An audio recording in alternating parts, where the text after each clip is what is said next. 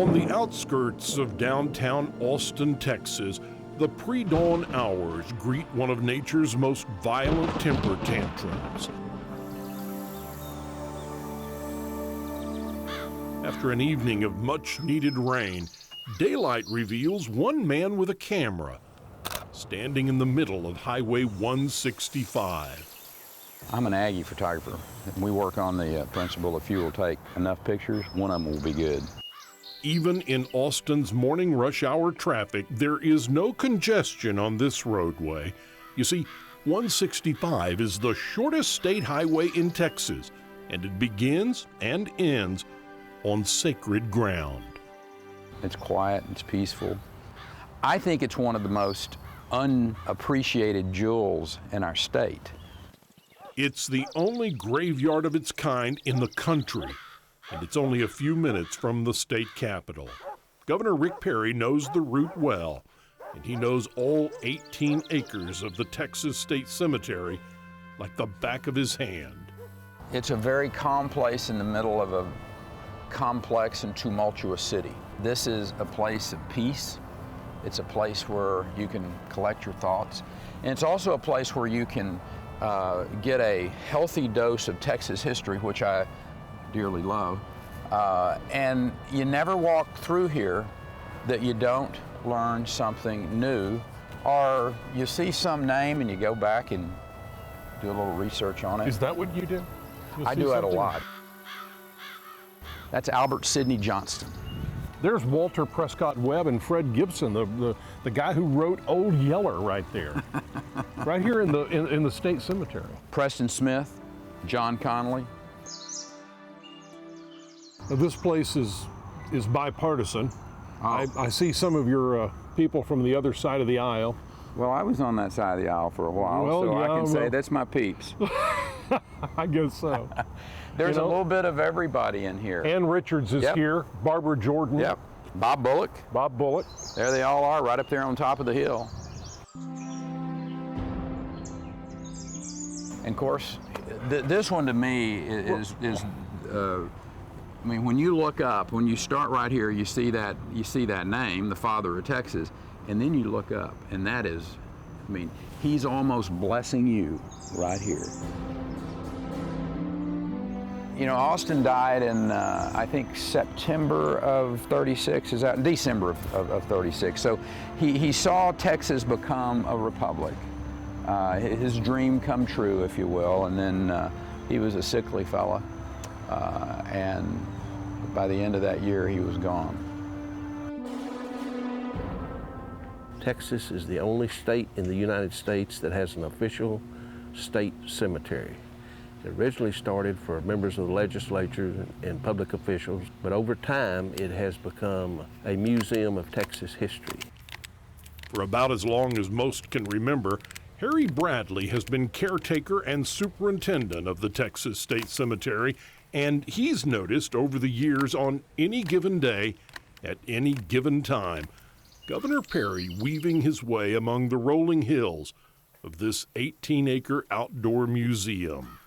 I've watched him explain the cemetery to a group of people before. His staff was out here one time, and he studied it. He knows his details. Up here is just crazy good stuff. Edmund J. Davis, there it is. There it is right there. Yep. And that's the tallest one. That is it. That is the tallest one. None taller. Born in 1827, and he died in 1883. 1870, 1874 was when he was governor of Texas. Of all the markers, monuments, and moments cast to the ages, the final resting place of Union soldier Edmund J. Davis captures Governor Perry's passion like no other spot in this resting place of legends. He was so disliked. I mean, he was disdained by Texans because he came in, had a hard job, but you know, he had fought for the Union, he had left Texas, and probably an easy guy to dislike from 1870 to 1874. Mm-hmm. And his brother built this big monument, and I'll suggest to you he built it as tall as he did on purpose.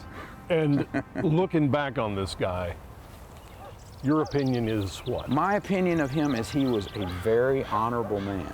Just a guy who knew what he believed in. He was no different than Sam Houston.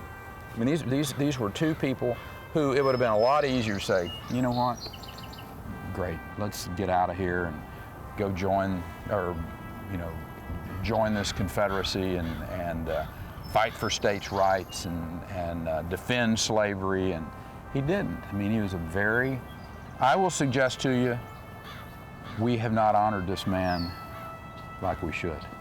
This is the type of, whether you agree with those stands or not, which I do. I think he was right for a lot of reasons. But at the time, pretty unpopular opinions. Not pretty unpopular, real unpopular. I think it reflects, as well as anything in that cemetery, what service and sacrifice is all about. Come stand right here. 2 Tango. 2 Tango. And yeah, you're standing on my grave. This right here? Yes, sir. This is where you're going to be buried? This is my plot. You didn't get any goosebumps or anything, did you? No, did you? No, sir. This is just where my body's going to be. First Lady. That's First Lady here, Governor right here. Now, he's going to cast a shadow on you at some certain part of the day. Already is. He's been casting a shadow in Texas for 135 years. And on you, yeah, pretty much your political career, huh? Pretty much.